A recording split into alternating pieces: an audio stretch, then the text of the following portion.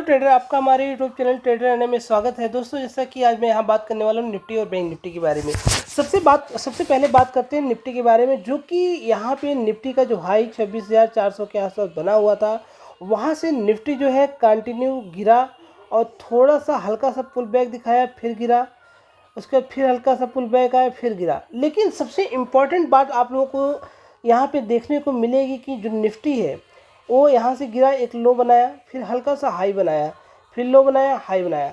लेकिन यहाँ पे जो चीज़ हमें समझने की ज़रूरत है, निफ्टी कोई भी अपना हाई जो है वो ब्रेक नहीं कर रहा है, लेकिन अपना जो लोअर लो है, लोअर हाई और लोअर लो जो है यहाँ पे ब्रेक कर रहा है। यहाँ पे आपको मैं दिखाता हूँ, ये जो लो लगा था यहाँ पे समय बिताया, यहाँ से गिरा, उसके बाद कुछ दिनों तक यहाँ पे एक रेंज में टाइम बिताया, उसके बाद फिर एक नीचे डाउन साइड आया, उसके बाद फिर यहाँ पे आप लोग देखोगे फिर यहाँ पे रेंज में बना और एक नीचे का साइड जो है ब्रेकआउट दिया।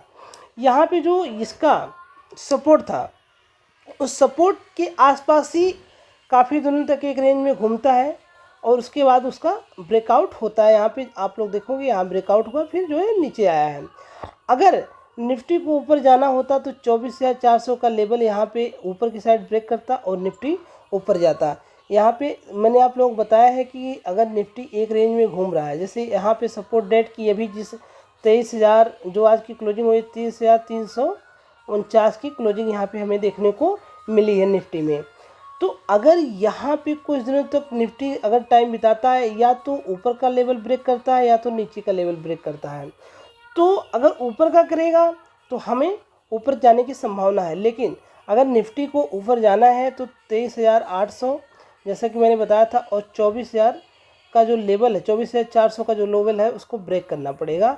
निफ्टी तभी जाके थोड़ा सा स्ट्रांग होगा। अभी निफ्टी में थोड़ा सा वीकनेस हमें देखने को मिल रही है। अगर यहाँ पे देखेंगे कि जैसा कि मैंने आप लोगों को बताया था, जो निफ्टी का सबसे इम्पॉर्टेंट सपोर्ट मुझे समझ में आ रहा है 23,200 का जो निफ्टी का सपोर्ट है। अगर 23,200 का लेवल टूटता है तो 23,000 का जो पहला इमीडिएट सपोर्ट रहेगा, उसका दूसरा सपोर्ट हमें रहेगा 22,850 का सपोर्ट हमें देखने को मिलेगा। अगर हम बात करते हैं कि निफ्टी में थोड़ा सा जैसे यहाँ पे जो प्राइस एक्शन हमें देखने बात समझ में आ रहा है, मैं आप लोगों को यहाँ दिखा देता हूँ कि अगर ये निफ्टी जो गिरा है, थोड़ा सा पुल बैक आया, फिर गिरा है, फिर पुल बैक आया है, फिर गिर रहा है, तो यहाँ से कंटिन्यू अगर देखेंगे कोई भी ग्रीन कैंडल हमें देखने को नहीं मिली पिछले 5 ट्रेडिंग सेशन में। यहाँ पे कोई भी ग्रीन कैंडल हमें देखने को नहीं मिल रही है। अगर ओवरऑल हम यहाँ देखते हैं तो इतना सारा जो यहाँ पे गिरावट हमें देखने को मिली है, क्या यहाँ से हल्का सा पुल बैक आएगा तो हमें पहला जो रेसिस्टेंस हमें मिलेगा 23,800 का रेसिस्टेंस हमें निफ्टी में देखने को मिलेगा। अगर 23,800 का रेसिस्टेंस अगर निफ्टी ब्रेक करती है तो 24,400 का जो लेवल है वहाँ तक जाने की जो संभावना है वो हमें दिख रही है निफ्टी में। उसके बाद चलिए हम अगर इंट्राडे की बात करते हैं, आज का जो मैंने मार्केट आप लोगों को बताया था, वहाँ पे देखेंगे कि निफ्टी अगर आज ओपन होती है, फ्लैट ओपनिंग होती है, थोड़ा सा जो है गैप डाउन ओपनिंग होती है और कंटिन्यू जो गिरावट है 2 ही कैंडल में हो जाती है। अगर ये जो टाइम फ्रेम मैंने लगाया है इंट्राडे का 15 मिनट का टाइम फ्रेम मैंने यहाँ पे आप लोगों को लगा के दिखा रहा हूँ। जो 2 कैंडल बनती है ग्रीन, यहाँ पे आप लोग देखेंगे, मैं आप लोगों को दिखा देता हूँ। ये जो कैंडल बनी है 2 कैंडल में, सारी जो गिरावट है वो 2 कैंडल में हो जाती है। कहीं न कहीं सेलर को लगता है, जो यहाँ पे सेलिंग हुई है, कि यहाँ पे एक सपोर्ट निफ्टी ले सकता है। तो निफ्टी क्या करती है कि यहाँ पे एक रेंज बनाती है।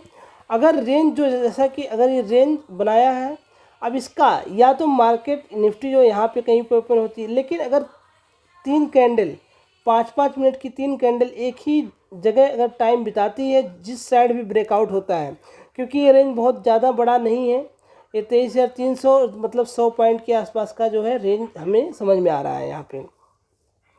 तो जिस साइड भी इसका ब्रेकआउट होता है उस साइड इंट्राडे के लिए हम इस पर एंट्री कर सकते हैं। With the SL of 50 point का एसएल हम निफ्टी को लेंगे और वहाँ पे एंट्री करके हम 100 पॉइंट के टारगेट के लिए वहाँ पे एंट्री कर।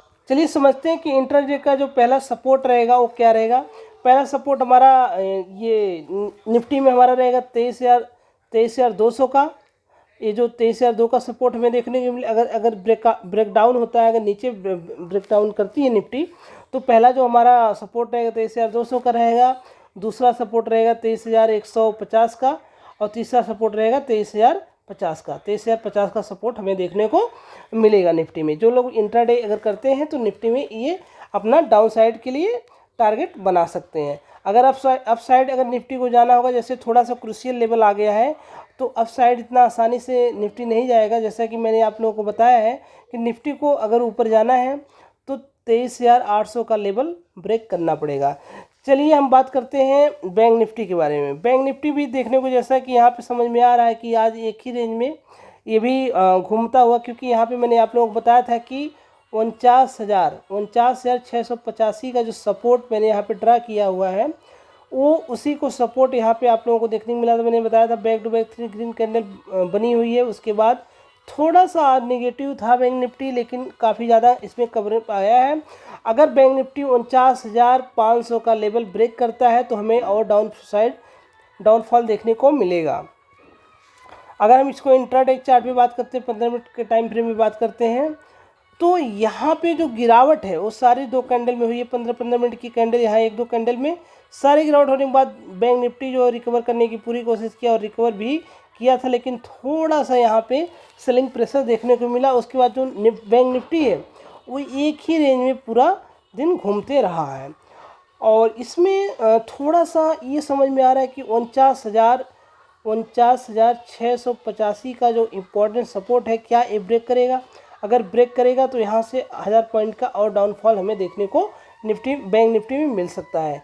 यहाँ पे अगर बैंक निफ्टी को इंटरडे में ऊपर जाना है तो 50,800 का लेवल हमें ब्रेक करना पड़ेगा बैंक निफ्टी के लिए। उसके बाद ही थोड़ा सा इसमें अप मूव यहाँ पे हमें देखने को मिलेगा। अगर हम बैंक निफ्टी को 5 मिनट के टाइम फ्रेम पे यहाँ पे देखते हैं तो बहुत इंटरेस्टिंग चार्ट हो जाता है। यहाँ पे देखेंगे ये मॉर्निंग में बैंक निफ्टी जो है ओपन होती है, 5 मिनट में कितनी अच्छी खासी कैंडल बना के नीचे आता है, फिर यहाँ पे 2 कैंडल का पॉज लेता है, उसके बाद जो है फिर गिरता है। उसके बाद कंटिन्यू एक directional up side bank Nifty जो है जाता है, और उसके बाद एक रेंज में जो है छिप जाता है, एक रेंज में चला जाता है। उसके बाद जिस भी साइड अगर रेंज ब्रेकआउट होता है कल, हम उस साइड एंट्री लेंगे। दोस्तों सबसे पहले हम कुछ चीज़ें मैं आप लोगों को बताने वाला हूँ, बहुत इंपॉर्टेंट चीज़ें यहाँ पे मैं बताने जा रहा हूँ कि कोई भी चीज़ कहीं भी अगर ब्रेकआउट होता है, अगर टाइम के साथ, जैसे कि यहाँ पे एक रेंज में बैंक निफ्टी ने अपना टाइम बिताया काफ़ी दिनों तक। यहाँ से देखोगे करीब अक्टूबर से लेके करीब नवंबर तक 1 महीना पूरा इसमें टाइम बिताया। उसके बाद ये ब्रेक डाउन दिया है, ब्रेक नीचे के साइड आया है, तो क्या यहाँ पे एंट्री लेनी चाहिए? अभी यहाँ पे हमें थोड़ा सा 49,685 का जो सपोर्ट है, क्योंकि ये सपोर्ट है तो ये जो रेंज यहाँ पे बनाया है कहीं न कहीं थोड़ा सा ऊपर का रेंज बना हुआ है। तो हमारा जो यहाँ पे जो ब्रेक डाउन है, अगर 49,500 के नीचे अगर क्लोजिंग बैंक निफ्टी देने लगेगा तो इसमें हम और डाउन साइड जो है वो देखने को यहाँ पे मिलेगा। लेकिन सबसे पहले ज़रूरी बात है, क्या ये जो सपोर्ट है, यहाँ पे 1 सपोर्ट 2 सपोर्ट लिया है, तीसरा सपोर्ट यहाँ पे देखने को मिला है, क्या ये चौथा जो सपोर्ट है वर्क करेगा? अगर वर्क करेगा तो यहाँ से बैंक निफ्टी को ऊपर निकलने के लिए एक अच्छा खासा टारगेट देने के लिए 53,000 का जो रेंज है ये ब्रेकआउट देना पड़ेगा। ब्रेकआउट देने के बाद जो है बैंक निफ्टी का जो टारगेट रहेगा 54,500 का टारगेट या 55,000 का टारगेट के लिए हम बैंक निफ्टी को होल्ड कर सकते हैं।